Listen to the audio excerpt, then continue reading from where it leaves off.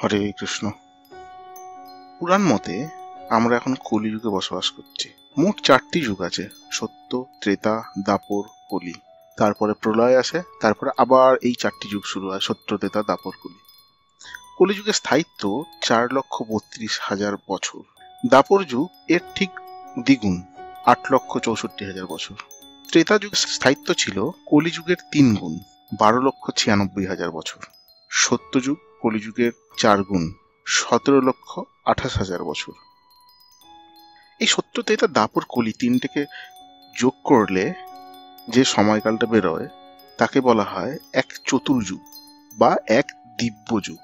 যদি যোগ করেন তাহলে পাবেন 43,20,000 বছর সব মিলিয়ে।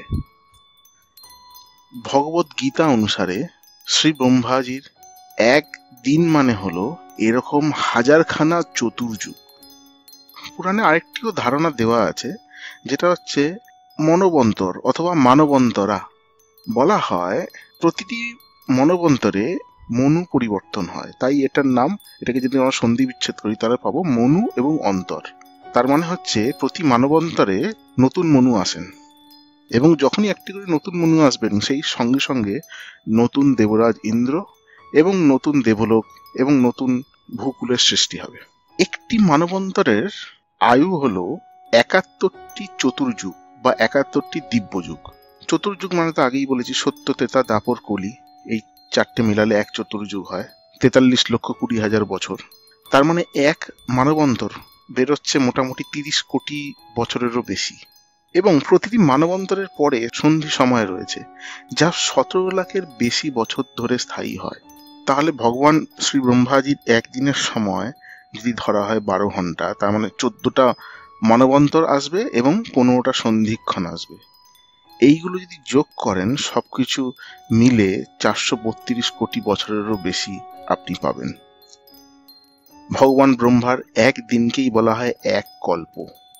ভগবান ব্রহ্মাজির দিনের সময় মানে দিবাকল্প, যখন কল্প সূচনা হয় তখন সব জীব অব্যক্ত রূপ থেকে ব্যক্ত রূপে আসে, মানে সমগ্র ভূত সম্প্রদায় প্রকাশিত হয়। এটি ভগবত গীতায় থেকে পাওয়া যায়, অক্ষর ব্রহ্মযোগ থেকে পাওয়া যায়।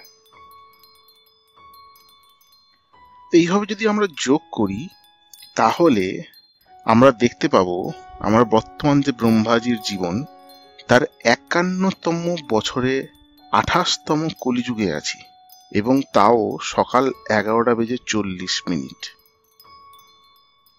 পুরাণের আরেকটি মত অনুসারে ভগবান ব্রহ্মাজির মোট বয়সকাল এক মহাকল্প বলা হয়, মানে ব্রহ্মাজির 100 বছর। ব্রহ্মাজির একদিন আমরা আগেই পেয়েছি। একদিন মানে হচ্ছে 12 ঘন্টা রাত্রি, 12 ঘন্টা দিন।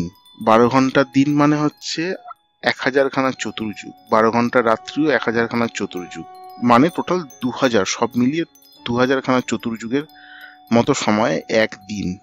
এবার একদিন মানে 24 ঘন্টা তো হয়েছে, এরকম 30 দিনে 1 মাস এবং 12 মাসে 1 বছর, এবং সেই হিসাবে 100 বছরে ভগবান ব্রহ্মাজির এক মহাকল্প হয়ে থাকে। এক মহাকল্প বলা হয় ভগবান ব্রহ্মাজির মোট বয়স। অনেকের প্রশ্ন হতে পারে এর পরে তাহলে কি হয়। বিভিন্ন পুরাণ মতে বলা হয়ে থাকে যে এর পরে এক ব্রহ্মাজি বিষ্ণুজিতে মিলিত হয়ে যান এবং এক নতুন ব্রহ্মাজির আগমন ঘটে।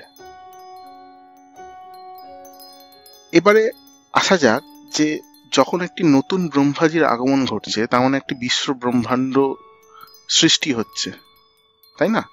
তো সেই হিসাবে আমরা যদি চিন্তা ভাবনা করি, এখন হচ্ছে ভগবান ব্রহ্মাজির 51 নম্বর বছর।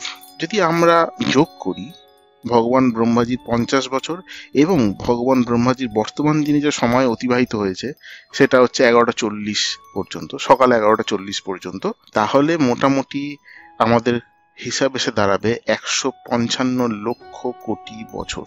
এবং আশ্চর্যজনকভাবে পুরাণের দেওয়া এই যে হিসেব, এইটি ঠিক মিলে যাচ্ছে বৈজ্ঞানিকভাবে যে প্রমাণিত আমাদের মহাবিশ্বের যে সঠিক বয়স তার সঙ্গে।